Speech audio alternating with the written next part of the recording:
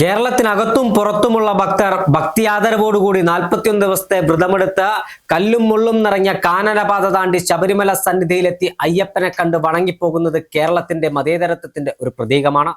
എന്നാൽ ശബരിമല മണ്ഡല മകരവിളക്ക് ഉത്സവത്തിന് നട തുറന്ന ഈ സമയത്തും ചർച്ചയിൽ ഉയർന്നു കേൾക്കുന്നത് ശബരിമലയിലെ സ്വർണ്ണക്കൊള്ളയാണ്.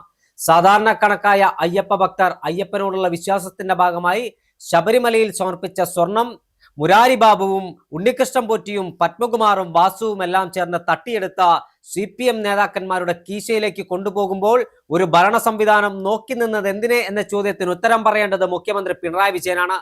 ദേവസ്വം വകുപ്പ് കൈകാര്യം ചെയ്തിരുന്ന രാധാകൃഷ്ണനും കടകംപള്ളി സുരേന്ദ്രനും VN വാസവനും ഈ ചോദ്യത്തിൽ നിന്ന് മാറി നിൽക്കാൻ കഴിയില്ല എന്ന് തന്നെയാണ് കേരളം പറയുന്നത്.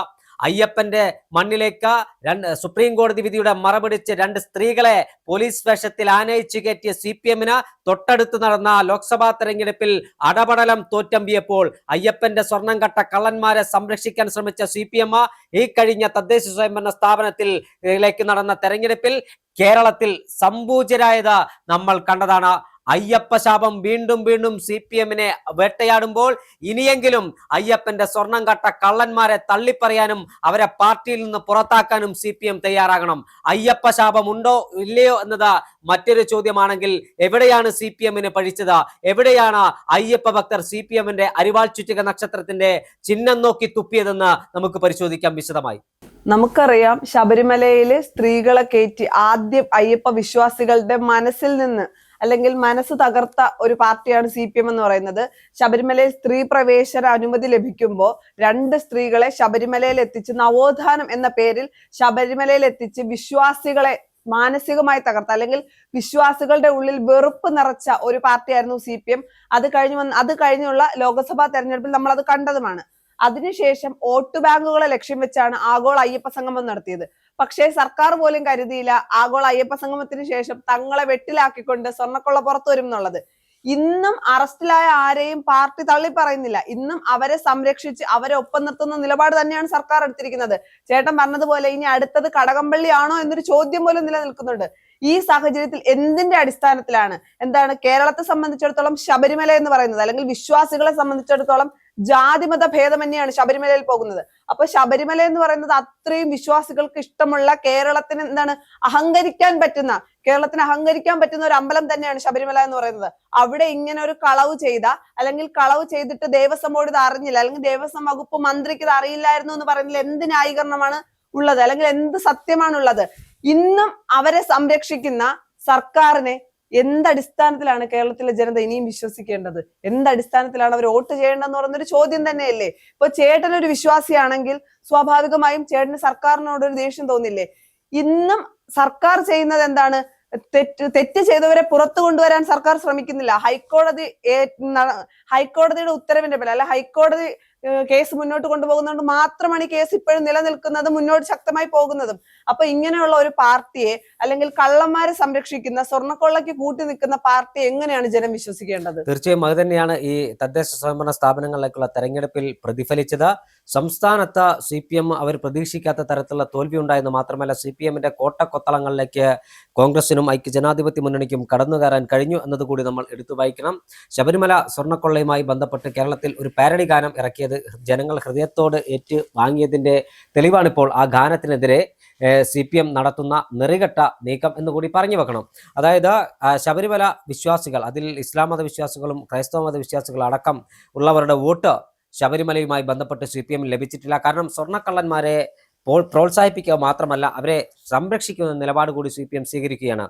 ഈ CPM-ന്റെ മുൻ MLA ആയ പത്മകുമാറിനെയും വാസു ഉൾപ്പെടെയുള്ള ആളുകളെ സംരക്ഷിക്കുന്ന ആര് എന്ന ചോദ്യത്തിന് ഒറ്റ ഉത്തരം മാത്രമേ ഉള്ളൂ, CPM ആണ്. മുരാരി ബാബുവിനെ ശബരിമലയിലേക്ക് ട്രാൻസ്ഫർ ചെയ്യിച്ച് കള്ളം ചെയ്യാനുള്ള അവസരം ഒരുക്കി കൊടുത്ത പാർട്ടിയുടെ പേരാണ് CPM.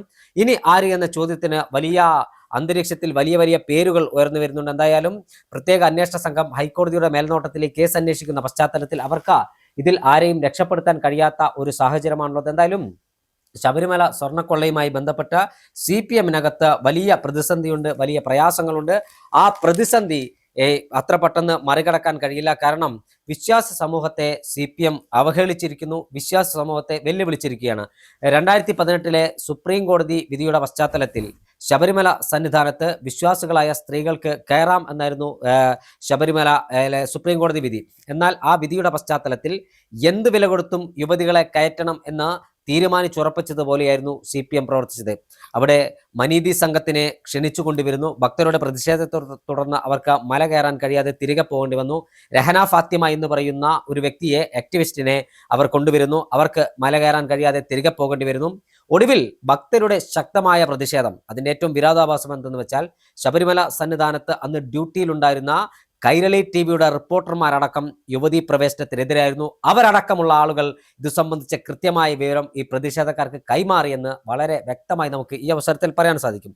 അന്ന് ആ സാഹചര്യത്തിൽ ഭക്തരുടെ വലിയ പ്രതിഷേധം നടക്കുന്ന സമയത്താണ് മാധ്യമപ്രവർത്തകരും ശബരിമലയിൽ ഇതിനെതിരെ പ്രതികരിക്കുന്ന വിശ്വാസികൾ അടക്കമുള്ളവർ ഉറങ്ങിക്കിടക്കുന്ന സമയത്ത് പുലർച്ചെ 2 മണിയോടുകൂടി ശബരിമലയിൽ നടയടച്ചപ്പോൾ ഫോറസ്റ്റിന്റെ വാഹനത്തിൽ 2 സ്ത്രീകളെ, ബിന്ദു അമ്മിണിയൻ, കനകദുർഗ എന്ന് പറയുന്ന അവിശ്വാസികളായ CPM സഹയാത്രികരായ 2 സ്ത്രീകളെ ശബരിമലയുടെ പിന്നാമ്പുറത്തുകൂടി, അതായത് പന്നികളെല്ലാം കയറുന്ന വഴിയിലൂടെ, 18-ാം പടി ചവിട്ടിയല്ല, ശബരിമല ക്ഷേത്രത്തിലേക്ക് നടയടയ്ക്കുന്ന സാഹചര്യത്തിൽ പന്നികളും മറ്റ് കാട്ടുമൃഗങ്ങളും കയറുന്ന വഴികളിലൂടെ ഈ 2 സ്ത്രീകളെ ശബരിമലയിൽ എത്തിച്ച് വിശ്വാസ സമൂഹത്തെ വെല്ലുവിളിക്കുകയായിരുന്നു സർക്കാർ ചെയ്തത്.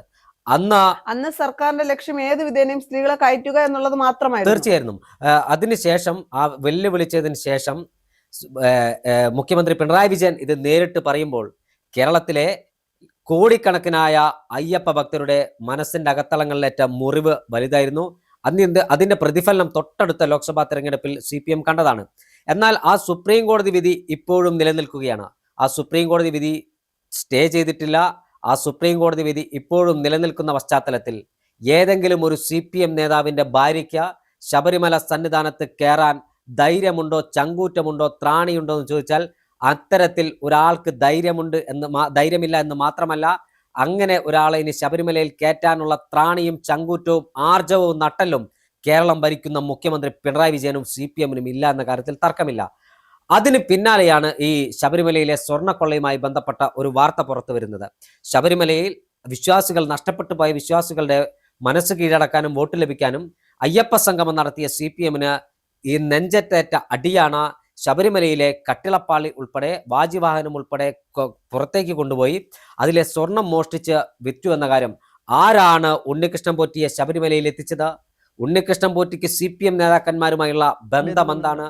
അതോടൊപ്പം തന്നെ എന്തിനാ ഈ അന്ന് ദേവസ്വം ബോർഡ് പ്രസിഡന്റുമാരായിരുന്ന വാസു CPM-ന്റെ മാനസപുത്രനാണ്. വാസു, പത്മകുമാർ CPM-ന്റെ മുൻ MLA ആണ്. പത്തനംതിട്ട ജില്ലാ കമ്മിറ്റി അംഗമാണ്. CPM-ന്റെ DYFI-യുടെ മുൻ സംസ്ഥാന ഉപാധ്യക്ഷനായിരുന്നു. ഇത്തരത്തിൽ പത്തനംതിട്ട ജില്ലയിലെ മുതിർന്ന CPM നേതാവായ പത്മകുമാർ ഇപ്പോഴും ജയിലഴിക്കുള്ളിലാണ്. നമ്മൾ ഈ വാർത്തയെടുക്കുന്ന സമയത്ത് പോലും അദ്ദേഹത്തിന്റെ ജാമ്യാപേക്ഷ മാറ്റിവെച്ചിരിക്കുകയാണ്. ആ ഒരു പശ്ചാത്തലത്തിൽ പത്മകുമാറിനെതിരെ നടപടിയെടുക്കാൻ, പത്മകുമാറിനെതിരെ ചെറുവിരൽ അനക്കാൻ എന്തുകൊണ്ട് CPM തയ്യാറാകുന്നില്ല? അതായത് സ്വർണ്ണക്കൊള്ളയുമായി ബന്ധപ്പെട്ട പിന്നാമ്പുറ കഥകളിൽ പത്മകുമാറും വാസുവും മുരാരി ബാബുവും ഉണ്ണികൃഷ്ണൻ പോറ്റിയും ശ്രീകുമാറും മാത്രമല്ല ഉള്ളത്. ഈ സ്വർണ്ണക്കൊള്ളയുമായി ബന്ധപ്പെട്ട് വലിയ ഒരു കൊള്ള സംഘം തന്നെ പ്രവർത്തിച്ചിട്ടുണ്ട്. അതിന്റെ പിന്നാമ്പുറത്തേക്ക് SIT പോകണം. പിന്നിൽ നിന്ന് തിരക്കഥ രചിച്ച ആളുകളെ കൂടി വലയിലാക്കണം. അത്തരത്തിൽ ആളുകൾ വലയിലാവുകയാണെങ്കിൽ ഉന്നതരായ ആളുകളുടെ അറസ്റ്റ് ഉടൻ ഉണ്ടാകുമെന്ന് തന്നെയാണ് SIT-യിൽ നിന്നും ലഭ്യമാകുന്ന വിവരം. എന്തായാലും ശബരിമല സ്വർണ്ണക്കൊള്ള CPM-നെ സംബന്ധിച്ചിടത്തോളം അവർക്ക് വലിയ തിരിച്ചടിയാണ് ഉണ്ടാക്കിയിരിക്കുന്നത്. ശബരിമല ഈ തെരഞ്ഞെടുപ്പിൽ വ്യക്തമായി ബാധിച്ചിട്ടുണ്ട്. അതിൽ വിരളി പിടിച്ചാണ് അയ്യപ്പ ഭക്തിഗാനത്തിന്റെ പേരിൽ പാരഡി എഴുതി എന്ന് പറയുന്ന ആവിഷ്കാര സ്വാതന്ത്ര്യത്തിന് നേരെ കടന്നു കയറാൻ CPM ശ്രമിക്കുന്നത്. ഇതൊന്നും വകവച്ച് തരുന്ന പ്രശ്നമില്ല കേരളത്തിൽ എന്ന് CPM മനസ്സിലാക്കണം. അതുമാത്രമല്ല, ശബരിമല സ്വർണ്ണക്കൊള്ള CPM-നെ ഇനിയും വേട്ടയാടും. കുറ്റക്കാരായ കള്ളന്മാർക്കെതിരെ നടപടി സ്വീകരിക്കാൻ CPM ഇനിയും തയ്യാറായില്ലെങ്കിൽ പത്മകുമാറിനെ പോലെയുള്ള 4ാം കിട കള്ളന്മാരെ CPM സംരക്ഷിക്കുകയാണെങ്കിൽ നിയമസഭാ തെരഞ്ഞെടുപ്പിൽ ഇതിനേക്കാൾ വലിയ തോൽവിയാണ് CPM-നെ കാത്തുവെച്ചത്. എന്തായാലും ശബരിമല അയ്യപ്പൻ തത്വമസി അത് നീ തന്നെയാകുന്നു എന്ന പ്രസിദ്ധമായ ആ സ്തുതിയുണ്ട്. അത് CPM-നെ തിരിഞ്ഞുകുത്തുകയാണ്. ബിന്ദു അമ്മിണിയെയും കനകദുർഗയെയും പിന്നാമ്പുറത്ത് കൂടി സന്നിധാനത്ത് കയറ്റിയ CPM സ്വർണ്ണക്കൊള്ളയിൽ കൂടി ഭാഗവാക്കായതോടുകൂടി കേരളത്തിലെ CPM-ന്റെ അടിവേറക്കാൻ പോവുകയാണ്. എന്തായാലും കലിയുഗവരതനായ കാനനവാസനായ അയ്യപ്പന്റെ ശാപം CPM-നെ വേട്ടയാടും എന്ന കാര്യത്തിൽ തർക്കമില്ല. ശാപം ഉണ്ടോ ഇല്ലയോ എന്നതൊക്കെ ഭക്തജനങ്ങളെ സംബന്ധിച്ചിടത്തോളം ഇപ്പോഴും ഒരു ചോദ്യം തന്നെയാണ്. അതിലേക്കൊന്നും ഞാൻ കടക്കില്ല. പക്ഷേ അയ്യപ്പ ശാപം CPM-നെ വേട്ടയാടും. ആ ശാപത്തിൽ വെന്തുരുകി തെരഞ്ഞെടുപ്പുകളിൽ അതിദയനീയമായി പരാജയപ്പെടാനുള്ള യോഗമാണ് CPM-ന് ഉണ്ടാകുന്നത്. അതിന്റെ ടെസ്റ്റ് ഡോസ് ആണ് ഇപ്പോൾ ഇവിടെ കണ്ടത്. തദ്ദേശ സ്വയംഭരണ സ്ഥാപനങ്ങളിലേക്കുള്ള തെരഞ്ഞെടുപ്പിൽ കണ്ടത്. ശബരിമല സ്ഥിതി ചെയ്യുന്ന പത്തനംതിട്ട ജില്ലയിലടക്കം അടപടലം CPM-ന്റെ സ്ഥാനാർത്ഥികൾ തോറ്റിട്ടുണ്ടെങ്കിൽ നിയമസഭാ തെരഞ്ഞെടുപ്പിൽ CPM പത്തനംതിട്ട അമ്പലം സ്ഥിതി ചെയ്യുന്ന റാന്നി നിയോജക മണ്ഡലം അടക്കം CPM-ന് നഷ്ടപ്പെടാൻ പോവുകയാണ്. റാന്നിയും കോന്നിയും ആറന്മുളയും പത്തനംതിട്ടയും അടക്കമുള്ള പത്തനംതിട്ട ജില്ലയിലെ മണ്ഡലങ്ങൾ CPM-ന് നഷ്ടപ്പെടാൻ പോവുകയാണ്. എന്തായാലും ഈ വരും ദിവസങ്ങളിൽ കൂടുതൽ അറസ്റ്റിലേക്ക് SIT കടക്കും. ആ അറസ്റ്റിൽ CPM-ന്റെ ഉന്നത നേതാക്കന്മാർ ഉണ്ടാകുമോ എന്നത് മാത്രമാണ് കണ്ടറിയാനുള്ളത്. എന്തായാലും ഈ കേസിനകത്ത് SITക്ക് ആരെയും സംരക്ഷിക്കാൻ കഴിയില്ല എന്ന് തന്നെയാണ് നമ്മൾ ഇപ്പോഴും കരുതുന്നത്. കാരണം ബഹുമാനപ്പെട്ട ഹൈക്കോടതിയുടെ മേൽനോട്ടത്തിലാണ് ഈ കേസ് അന്വേഷണം നടക്കുന്നത്. അത് തന്നെയാണ് CPM-ന് ഏറ്റവും വലിയ തിരിച്ചടിയായിരിക്കുന്നത്. യുവതീ പ്രവേശനത്തിന് പിന്നാലെ പരുങ്ങലായ CPM നിലംപരിശാകുന്ന കാഴ്ചയാണ് സ്വർണ്ണക്കൊള്ളയിൽ കാണാൻ കഴിയുന്നത്.